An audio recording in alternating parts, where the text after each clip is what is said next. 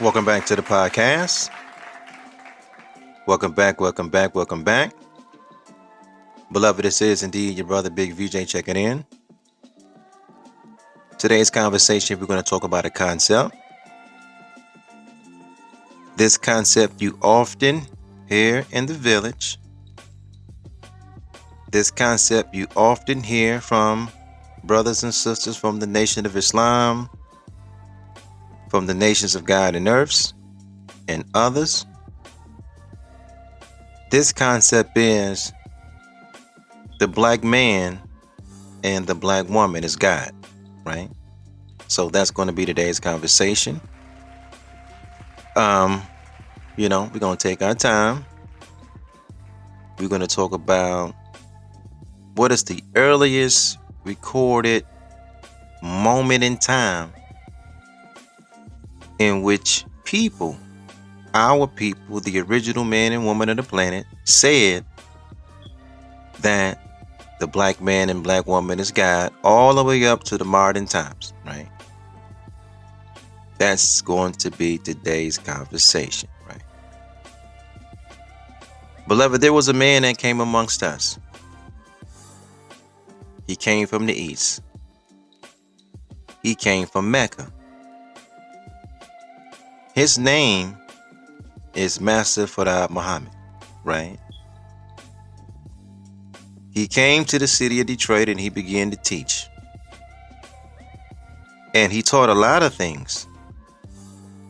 But the foundation of what he taught that got our attention was the black man is God and the white man is the devil. That's something, beloved. We never heard nothing like that. The white man is the devil, right? Because keep in mind, in the wilderness of North America, in the territory that we call the United States, right? 9 out of 10 of our people identify themselves as Christians. So, teaching that God is a man and the devil is also a man was kind of like blasphemous. It was like it wasn't heard of. This is false teaching, false prophecy, etc. Right? So today, in order for me to have this conversation, we're going to talk what we call esoteric. We're going to go down the left-hand path. Right? We're not going to go all the way to the occult. We're going to stay, beloved, on the esoteric path. And we're going to have a conversation about what did Mr. Muhammad mean? What did Master Farad Muhammad mean when he said that the original man is God? Right? Left-hand path being esoteric. Right-hand path being orthodox. This would include Orthodox Islam, Sunni Shiite. This would include Orthodox Christianity. This is just the right-hand path. It's just what the public accepts, what the Christian scholars, the Muslim scholars, what they accept, but this is on the right-hand path. We're going to jump back and forth between the two, from the esoteric to the orthodox, but ultimately we're going to do our best to explain again what was meant and what is being said when you hear these communities say the black man is God. And you hear that term in the village often, but many of our people do not really know what is being said when that phrase is being said, right? So we're going to, again, have that conversation about that. Master Farad Muhammad, again, was teaching in the city of Detroit, right? He had a lot of listeners,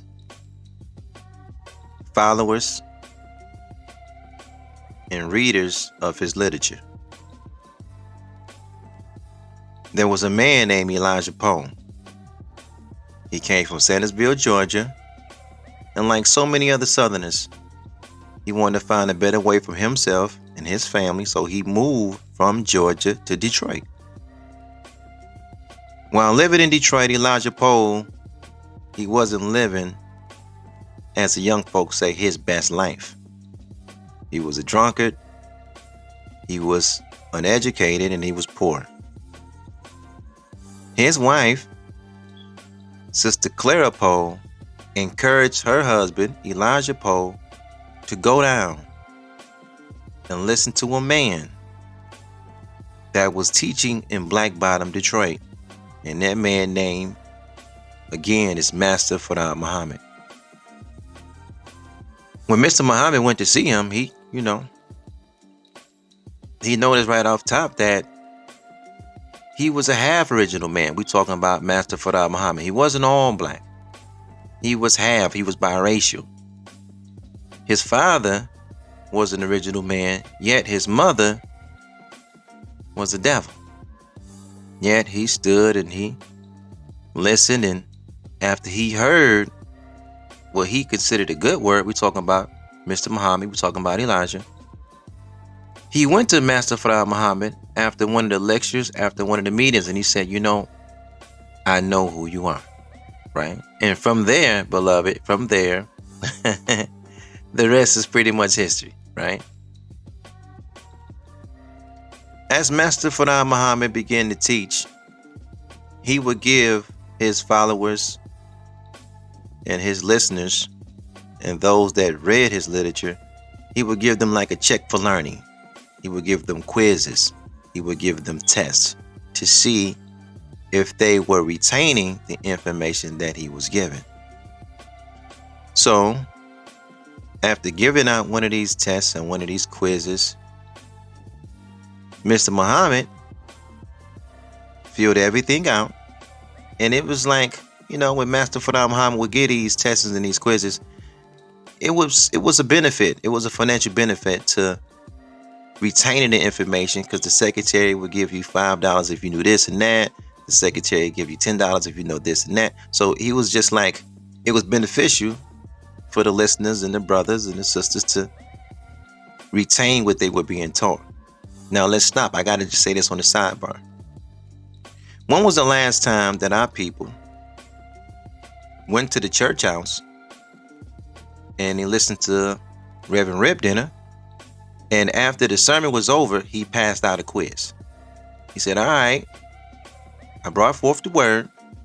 Now I'm going to put out a quiz, and I'm going to check and see how much of what I just said you guys actually retained.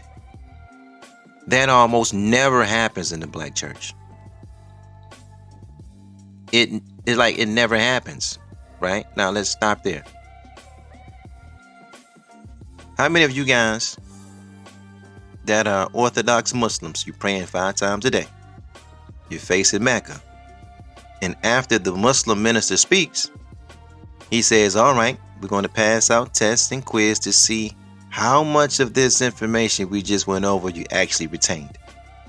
That too almost never happens. So it's just showing you the design of Muhammad's temple from the origin.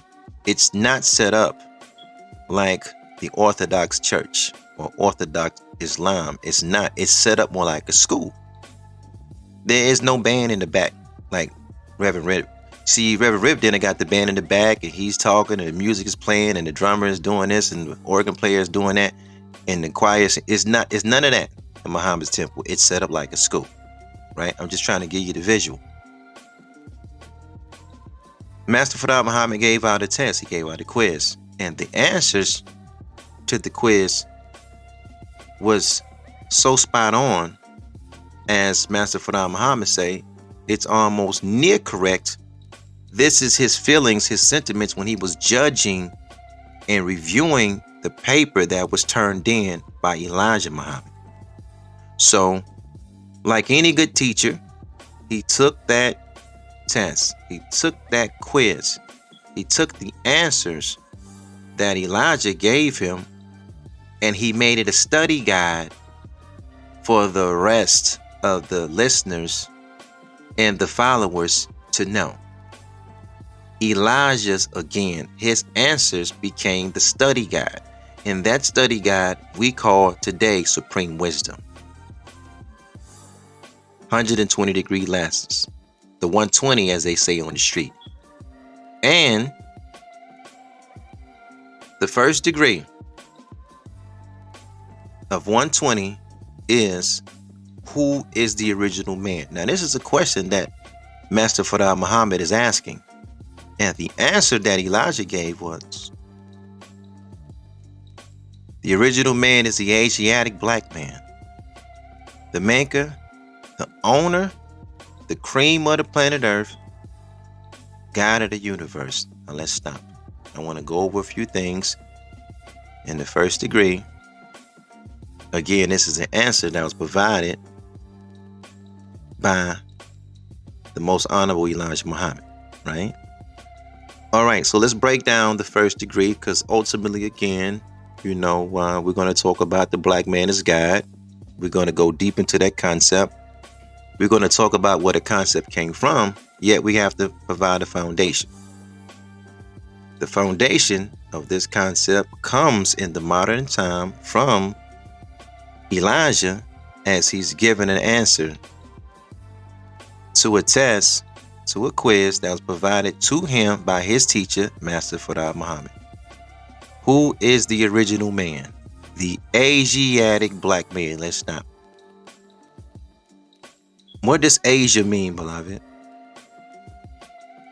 What does Asia mean? Now, in the wilderness of North America, our concept of Asia was just the East. It's the place where Mr. Chin come from, as we say in the neighborhood, short for China. We don't say the China man, we say Mr. Chin. Mr. Jap, short for the Japanese. This is in the East. Korea. This is our concept of Asia. Yet, we're taught through the knowledge of self that Asia only means the earth.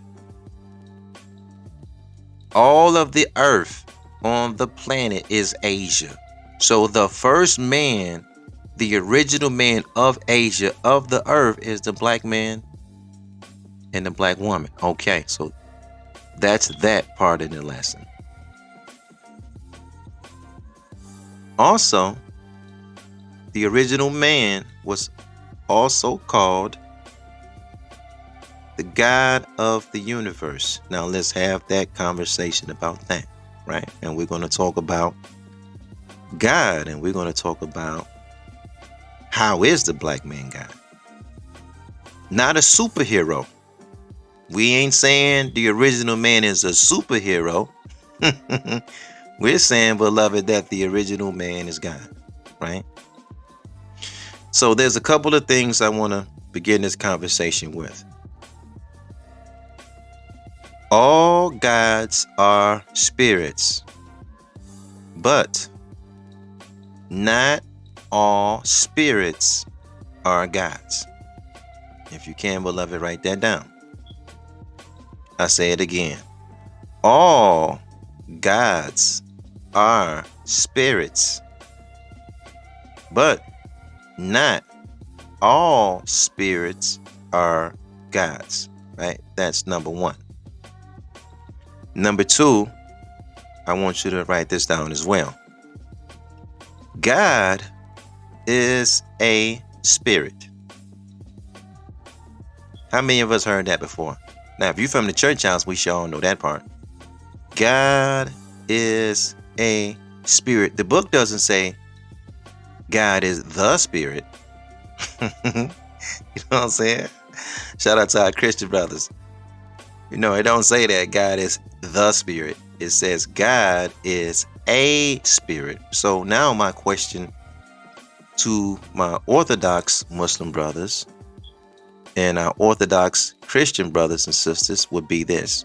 Well, what is a spirit? Right? Because we're going to talk about the supreme mind and we're going to talk about the supreme being. But that would be my question to our brothers that walk on the right-hand path. What is a spirit? Well, beloved, a spirit is breath. That's all spirit means. Spirit just means breath. And we know that breath equals life. You understand? Like if we walking around and we see there's a body, any kind of body, any kind of temple, any kind of shell, whether it's from the fowl of the fowl of the air, pardon me, or from one of the fish of the seas, or is it from a human being or a cattle or a beast of the field. If we see the physical there and there's no breath, that means there's no life. So the spirit is breath, which equals life, and this life has attributes, characteristics, and behavior, right? So the definition of God that we are taught is God is power and force. So we add on this platform by saying God is not only a power and force, God is a righteous power and force, because we understand that God is a spirit, not the spirit. So a spirit means there's others. So if God is a righteous power and force, that means the enemy, the adversary, the devil must be an unrighteous power and force, right? We're just going to take our time. We're going to take baby steps. Now, in order for you and I, beloved, to know a spirit, to see the spirit, to see the attributes and characteristics and behavior of a spirit, the spirit must manifest in the material world. That's how we know the spirit. The spirit we're talking about the spirit itself. It's going to will itself through power, through energy, from the unseen world to the material world, so we can see the spirit. So earth, beloved, is a spiritual place. And we know it's a spiritual place because we see the spirits through the material world.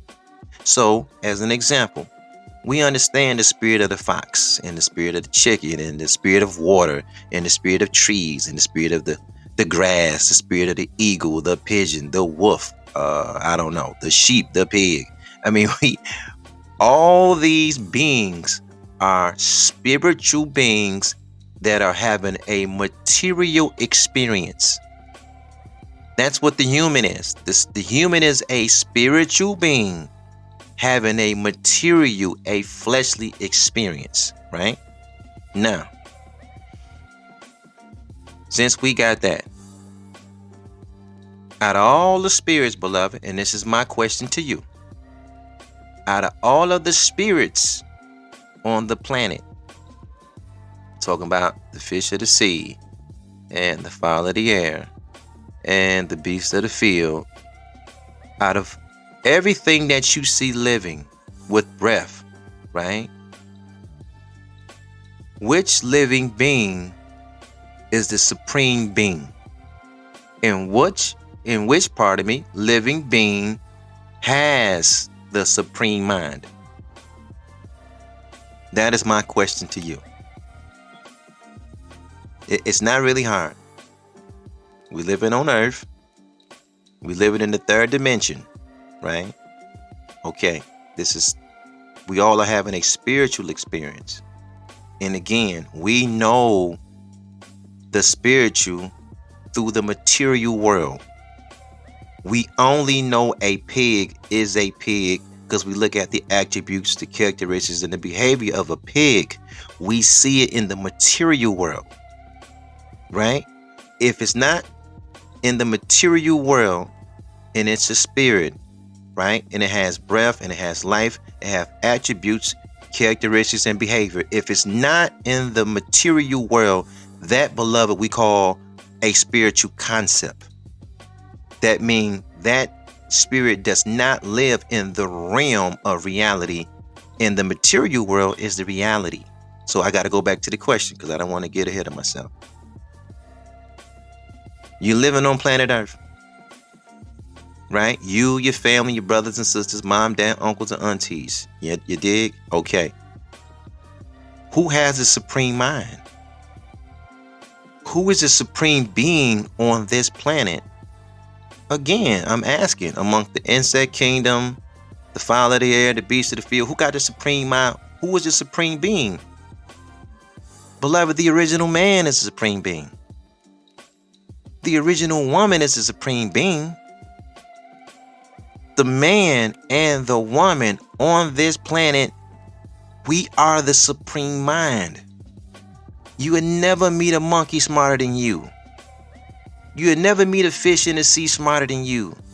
You would never meet a lion or gorilla or whatever. You can come up, whatever you see in the material world. There's nothing that has the supreme mind over man. So when you hear many of us with knowledge of self, and we say that the black man is God, we are saying the black man is the supreme mind on planet Earth. God is the supreme mind, and the supreme mind is God. God is the supreme being, and the supreme being is God. They're one and the same. There are no beings on this planet, black man and black woman, is greater than you. You are the manifestation of in the physical form of the supreme mind. That's all the brothers and sisters are saying from the culture. That's it. Now you test that out yourself. Don't take your brother VJ word for it. Don't take your brother VJ word for it. Go out into the third dimension. Go out into the planet and see yourself. You have the supreme mind. Nothing has a more supreme mind than you. They say the lion, right? The lion is the king of the jungle. You know what I'm saying? Dig that. So the lion have combat with a man. You dig? A man say, I'm gonna fight him with my, with the left and right hand. I'm gonna just fight the lion straight up. Okay, let's say the lion win that, that combative situation. The mind of the man can say, all right, now I'm gonna take a stick, and then I'm gonna sharpen the stick, sharpen the edge of the stick, and then I'm gonna put a metal piece at the end of the stick, and I'm gonna fight the lion the second time with a spear. Or I'm gonna shave down and fashion some metal, and I'm gonna fight the lion the third time with a gun. Or I'm gonna make a bazooka, or I'm gonna make this, or I'm gonna make that. The human mind of the original man and woman can keep elevating because all is the mind. The human being, the man and woman of the planet, the original man and woman, got the supreme mind. So a lion would never beat you because the lion only has one way to fight, instinctually. He can't rise his level of thinking up. He does not have the supreme mind. The man and woman of the planet got a supreme mind. So listen, in antiquity, the original man and woman, the black man and woman, they knew there was the gods of this planet. There was no other God coming. You are the supreme mind. There's no other mind in this realm that's greater than yours. That's all brothers and sisters from the culture is saying. But my question to you, to see if we on the same page, is who has the supreme mind of the planet? We bear witness, it's the man. So the man is the supreme mind. That's God, beloved. Now, let me say it this way. As a collective groups, the original man and woman, right? We all human beings as a group. All would be gods, right? Yet, the earth will bestow like a higher form of knowledge, wisdom, and understanding on a single person. If we're talking about a group of 25, group of 50, group of 75, group of 100. We get 100 original men and women together. The earth, beloved, the earth would bestow a higher form of knowledge, wisdom, and understanding on a single person in that group.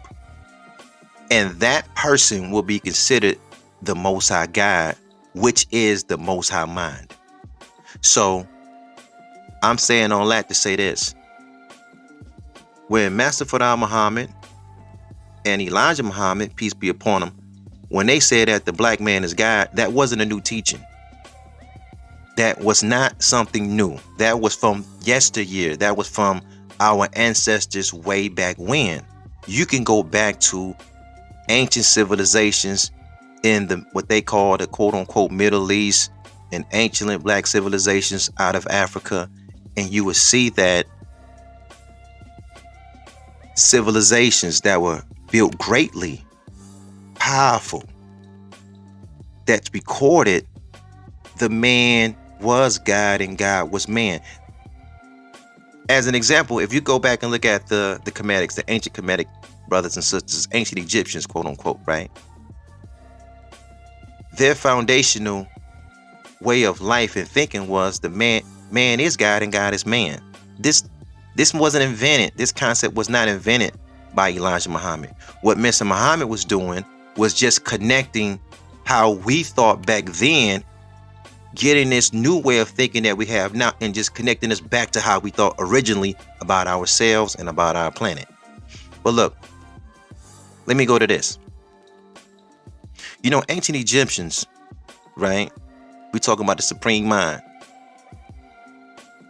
All would be gods. All citizens of Egypt would be gods. Yet the Pharaoh would be the representation of the Most High God, the most supreme mind, because Pharaoh would have more knowledge, wisdom, and understanding than the rest of those in his community, aka his civilization that he built. That's no different than leaving Kemet and going through different pockets of Africa.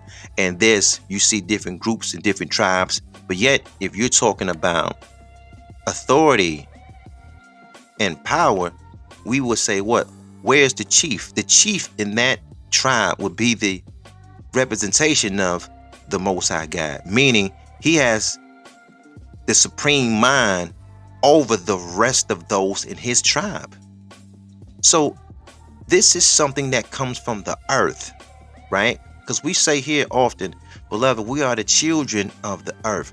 The earth will bestow and give these talents to one. We talking about the talented mind, a genius-like mind that's strong in judgment, strong in insight, strong in wisdom, strong in awareness. And that one, beloved, is called the Most High Mind. This is what we would say God came in the person of Pharaoh. God came in the person of Chief such and such. God came in the person of Master Fard Muhammad. God came in the form of the Supreme Mind. This is the one that is the leader of the tribe that we belong to. Right? So let's just take a look. Let's take a look at history. Let's look back in our minds. And I want you to get an image of Pharaoh. Right? Because this may be an easy way to say this. Like, just take a look at Pharaoh. Because this ain't the black man and woman is God. This ain't nothing new. This is something our people always thought of. Again, this comes from antiquity. When you take a look at Pharaoh as a representation of the king, as the god, and you see his wife as the goddess. But you look at Pharaoh, he got the crown, he got the headdress on. You understand? Now, when you look at the headdress, you see the representation of the sun. Pharaoh always positioned himself with the sun disk. You see this on top of the head, it's on the crown. The sun is a representation of that which shine out of darkness. All light, heat, energy comes from the sun. So the sun that reigns the celestial world, he sits on the throne. The sun is at the top. When you come to the earthly third dimension realm, Pharaoh is a representation of the sun. We're talking about the supreme mind that life comes from, that light comes from, that energy comes from, that judgment comes from. He's sitting on the throne. You got the sun disk in the back, and then you look at in the center of his headdress, we're talking to Pharaoh still, it's a serpent there. The serpent is a representation of like reincarnation. Because if you watch the life of a snake, you know, a snake could be, I don't know, the snake could be like red and black. You understand? Then that snake could shed his skin. Then the next time you see him, he's green and black. And then that snake shed his skin. And the next time you see him, he's like yellow and black. That was a representation of reincarnation. So he who sits on the throne that wears the crown, and then you see him with the staff in his hand. The staff is a representation of leadership and judgment, right? We're talking about the Pharaoh still. That was the physical manifestation of the supreme mind, the supreme being, the most high God. That's the physical representation of that. If you don't see the serpent, right, and you look at the symbolism in Kemet, you will see the beetle, because the beetle shed his old skin and the beetle put on a new coat. And again, that was a representation of reincarnation. This throne will live forever. This civilization will live forever, right? This way of life will live forever. Now, I want to stop there. We talking left-hand path information. We talking esoteric. Now I'm going to talk a little bit about orthodox. Muhammad teaches that this whole idea about God living outside of yourself, because this is two different concepts.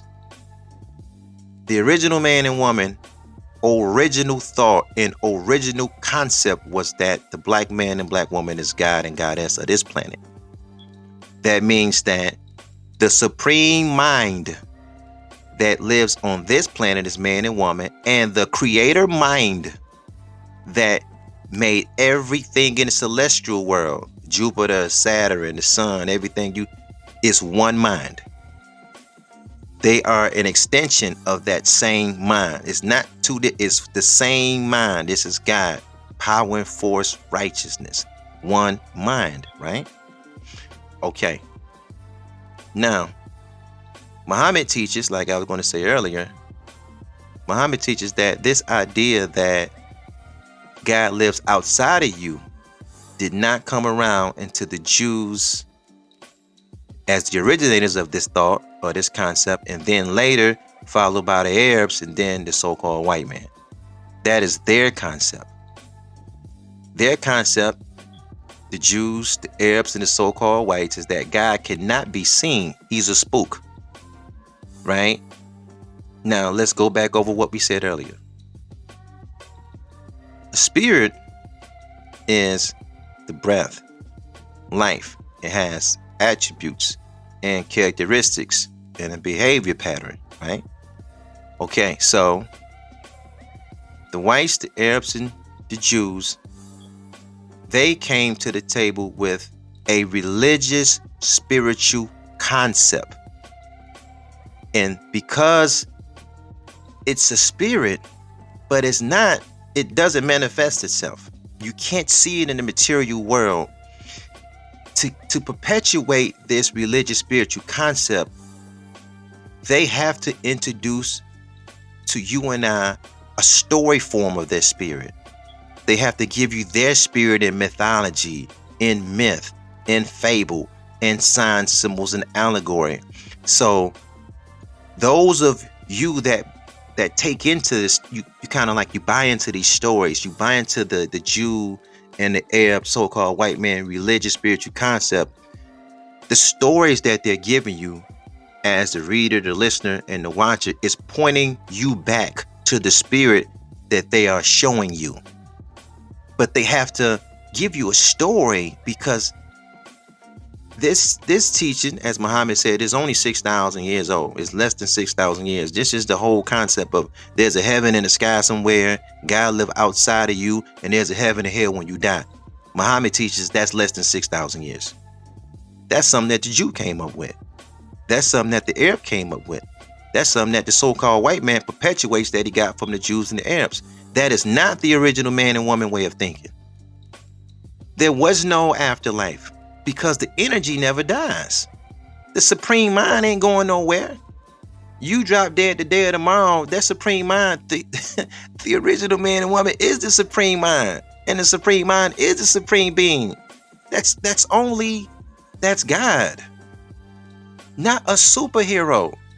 Jews and Arabs, they give you superheroes. Then you say, well, I can't be God, because the God that the Jews and the Arabs and the white man talk about, man, he can see through he can look through buildings. He know everything. He don't, they give you a Superman. They don't give you God, they give you a Superman.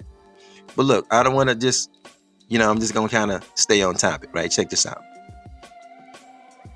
Haven't you noticed that anytime, because it all kind of connects if you pay close attention. When you listen to what the Jews and the Arabs and whites, when they give you their religious spiritual concept, in order for it to work, they need believers. And believers, beloved, whether you accept it or not, they're just actors. They're performers. That's why to keep their thing going, again, we talking about from the whites and the Jews and the Arabs, their religious spiritual concept, Orthodox Islam, Orthodox Christianity, Orthodox Judaism, don't matter, take a pick. You always have to stay worshiping. You got to stay praising. They have to use you as a believer.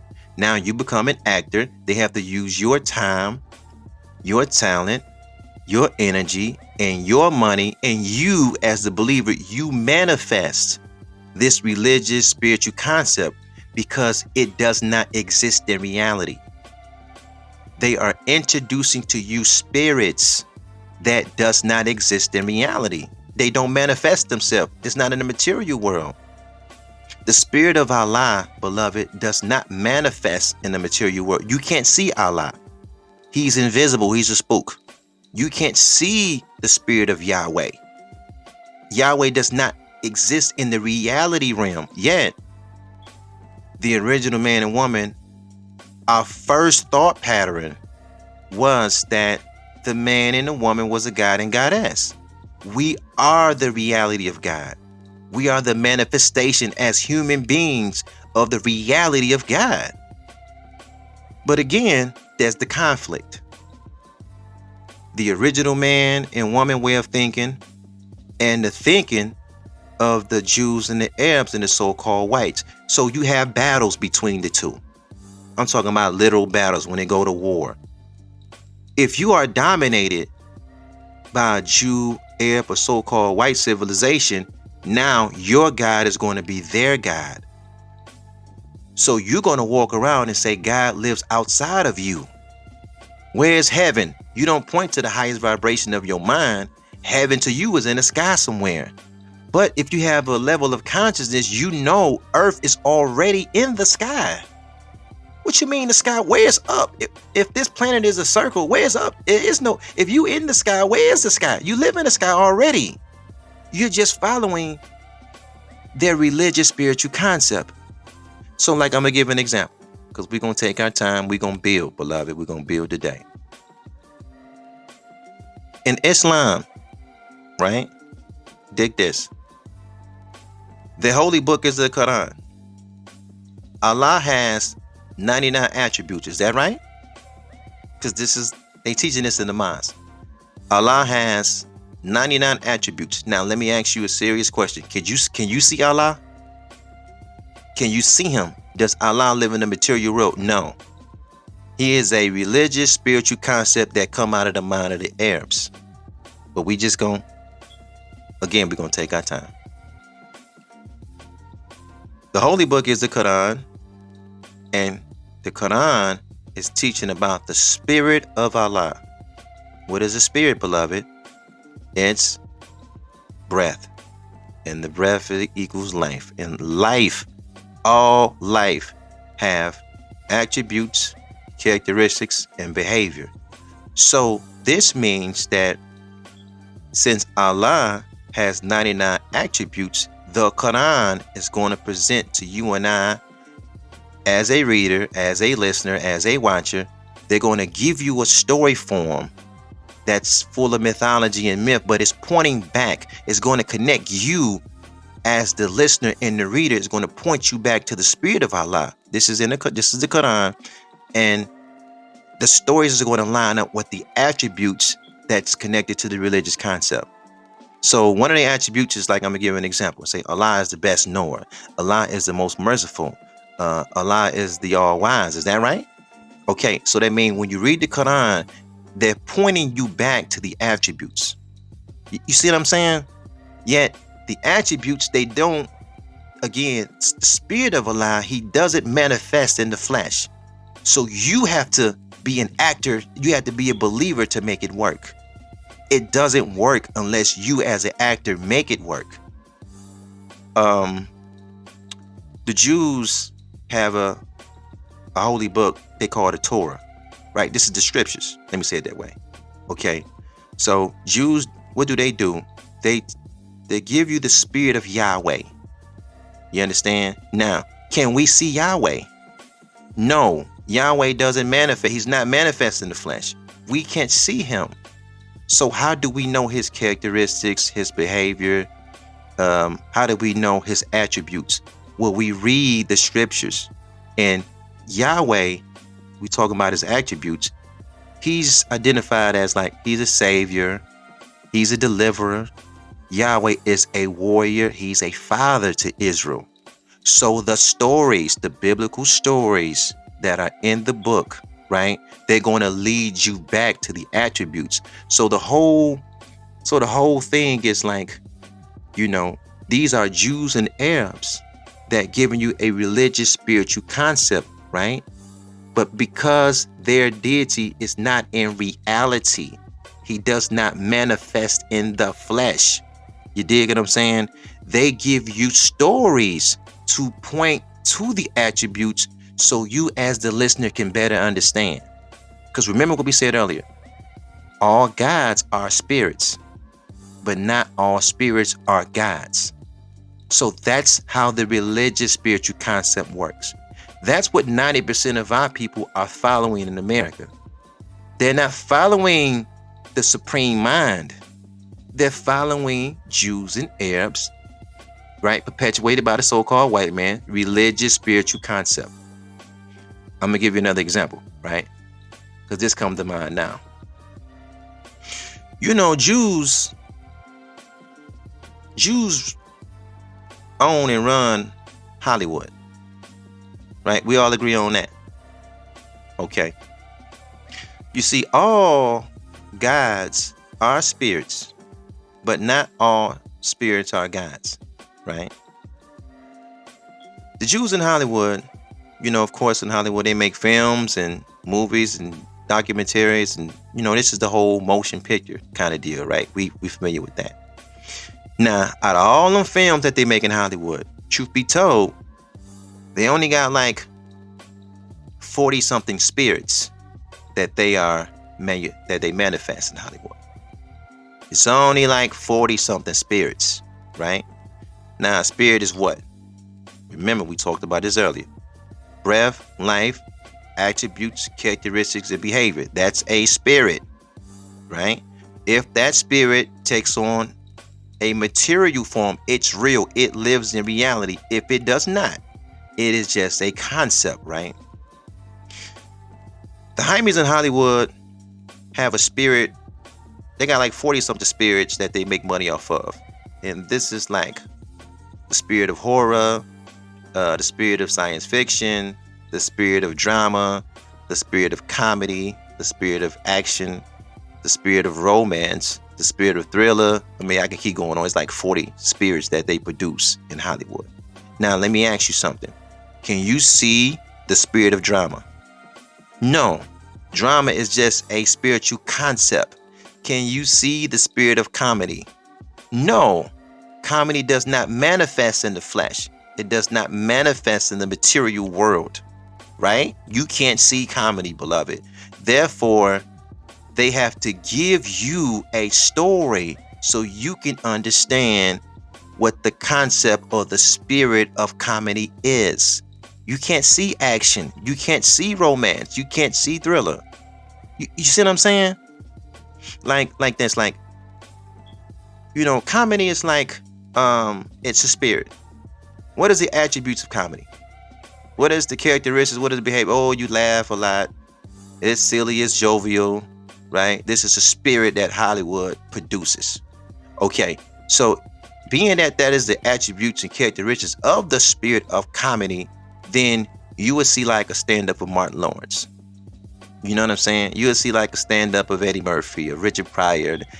They are the representation physically. They bring in their time, talent, and energy to introduced to you and I, they are the manifestation of this invisible spirit of comedy. But it's not them. They're just actors. They're pointing you to the spirit. That's not their real life, just being jovial, jumping around. They're pointing you to something else. They're pointing you to the spirit of comedy. It's the same thing with horror. Maybe horror be a better example. Horror is a spirit, right? You can see a lot of that because this is October. You know, they got Halloween coming up, just so you get ready for that. Can you see the spirit of horror? No. But horror has attributes, characteristics, and the behavior. It's a concept. You understand? So what is the characteristics and attributes of behavior? Well, it's gruesome, it's gory, it's violent, it's scary, it's frightening, it's bloody. This is the spirit of horror. Because you can't see the concept, it's not a reality. It does not manifest in the real world. Hollywood is going to produce to you and I films to represent the spirit of horror. They're going to give you Jason. They're going to give you Freddy, Michael Myers. This is Halloween, so look, the marathon is coming. You know what I'm talking about? But dig, when you look at Jason, Friday the 13th as an example, right? Jason 4, he's not real. He got the hockey mask. He kills people. You go to Crystal Lake. It's a camp. It's a whole deal they got, right? It's the same with Freddy Krueger. Freddy Krueger, he come in your dreams. He's from Elm Street. You understand? So what a film critic would do, a film critic will look at the spirit of horror, and he'll watch Jason and Freddy and Michael Myers, and he would judge the film according to how the movie line up with the spirit of horror. Now, this is the reason why many of us have issues with religious Negroes. What religious Negroes do is they're not looking at the spirit that these people are trying to show them. Religious Negroes are getting mixed up in the story. They're looking at like the story is real. They reading these Qurans and they reading these Bibles and these Book of Mormons and whatever they get their hand onto. And they're not going back to the roots saying, okay, this is the spirit of Yahweh. This is the spirit of Allah. Or let me say this way. This is the spirit of horror. So Jason is not real. Freddy is not real. Jason and Freddy are just stories to point you back so you can properly identify the spirit of horror. Nobody's running around saying, hey man, I did some research and in Crystal Lake, it really was a guy named Jason. No, he's not real. It's not real. They don't live in reality. The spirit of horror does not live in reality. So you have to have an actor. You got to work it, make it work. You got to make Jason work. You got to put the hockey mask on. You got to but he's just pointing you back to the spirit. You know what I'm saying? So you read in these books and you getting trapped up in the story. The Jew is trying to give you the spirit of Yahweh. He's telling you about the spirit of Yahweh. The Negro, he's looking at the snake talking and millions of gallons of water move out the way for Moses and people walk over. He's skipping the whole thing. He's missing the point. He gonna fly in the sky one day. That's the new thing. It's gonna be a rapture. You're gonna fly in the sky one day. No. Those stories are only, they're pointing you back to the spirit of Yahweh. You're getting mixed up in the story. The story is just identifying the spirit, because the spirit of Yahweh is a religious spiritual concept. He don't live in reality. It's not reality. The only reality of God is the supreme mind, and the manifestation of that is the man and the woman. It's the original man and woman. Look, check this out.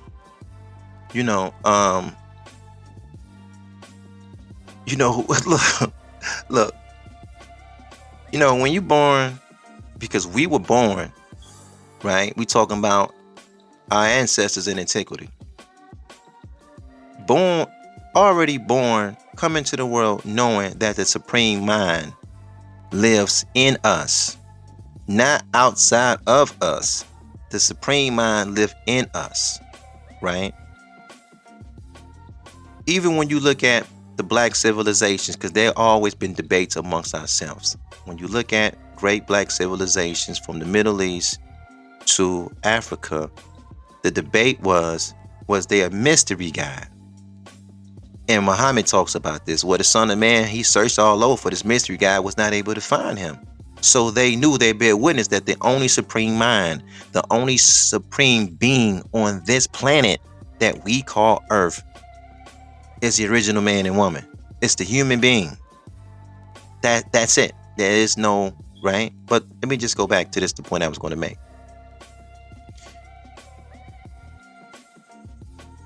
You got God, the supreme mind, in you.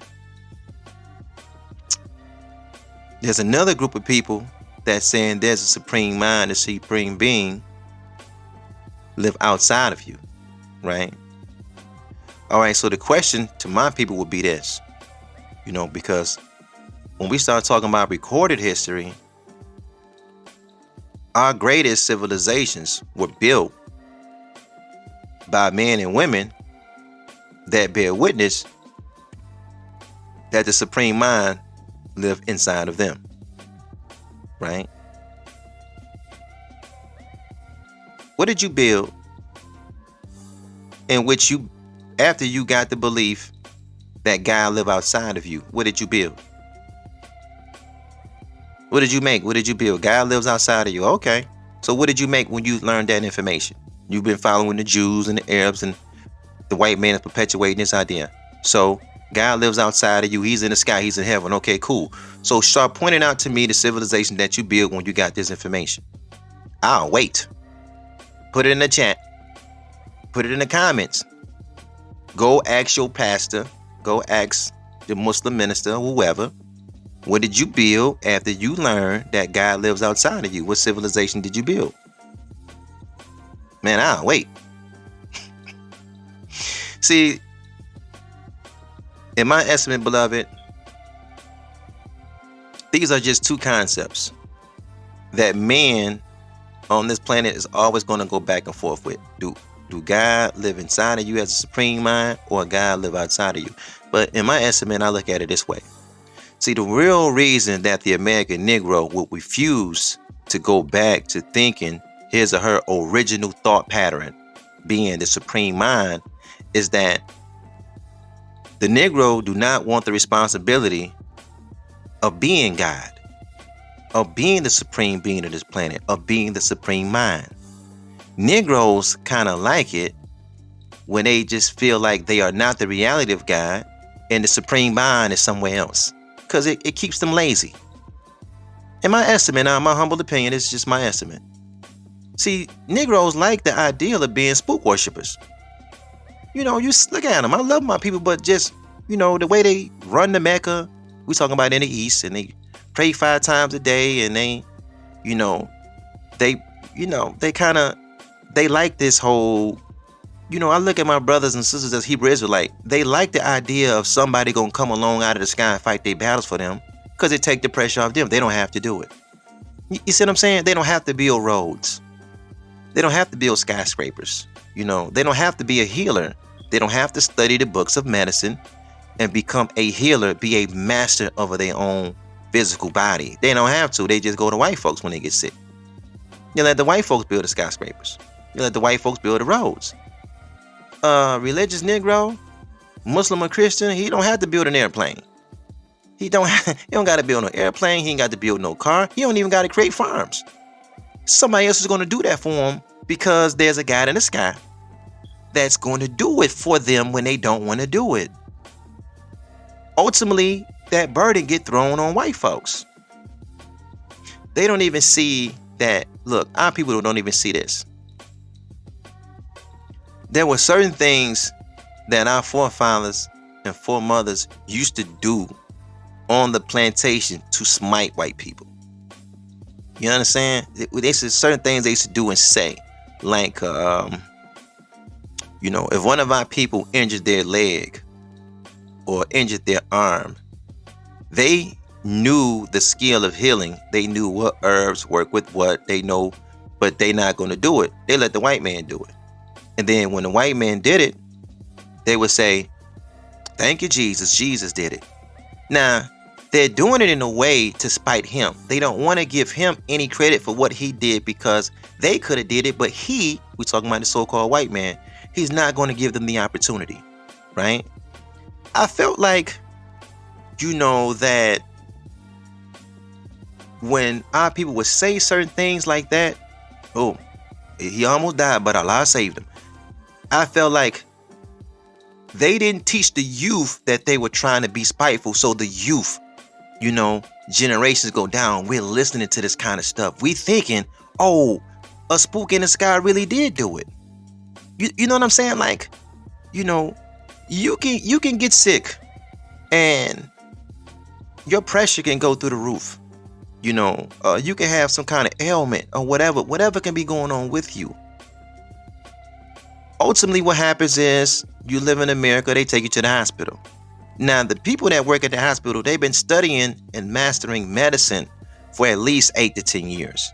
So they know what your physical body needs to get you back on the winning side. But when you get back on the winning side, you say, oh, well, Jesus did it.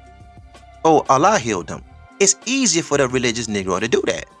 Because if the religious Negro have to come to grips with the responsibility that we are the reality of the supreme mind in flesh, you got to read the book, and he don't want to read the book. We talking medical books. He have to study the engineering books.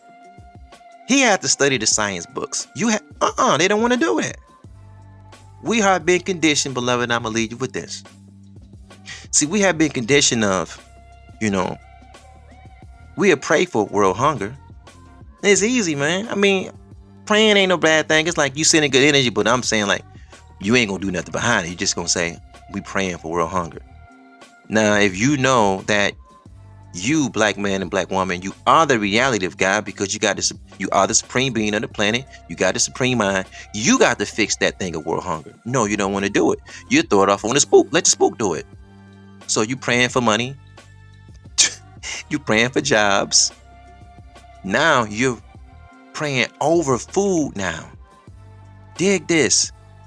Bishop Beer Belly got you praying over food. So we're watching you now, right? We have a knowledge of self. We're watching you, looking at your plate. Pork chops on your plate.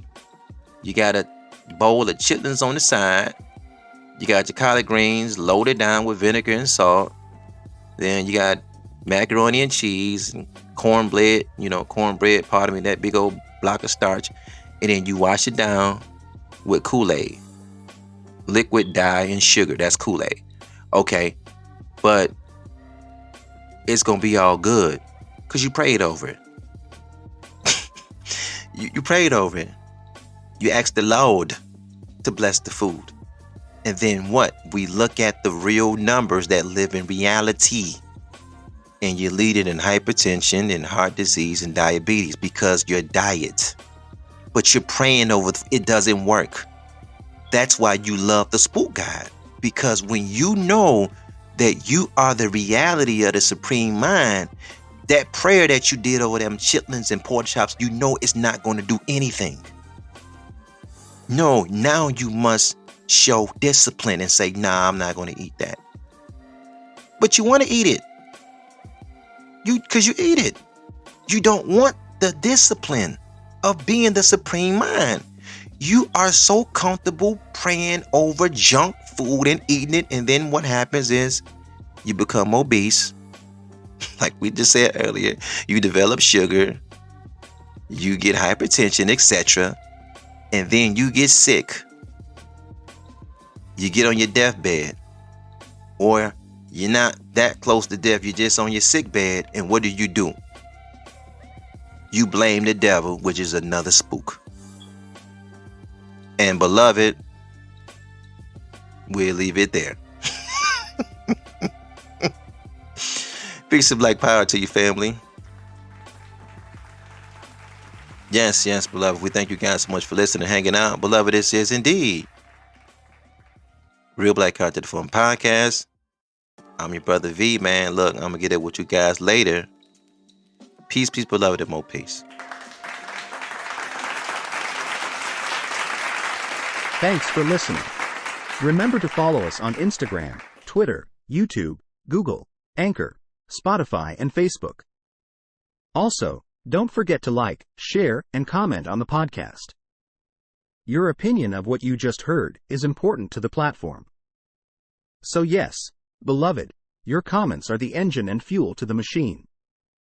Stay blessed and have a powerful day.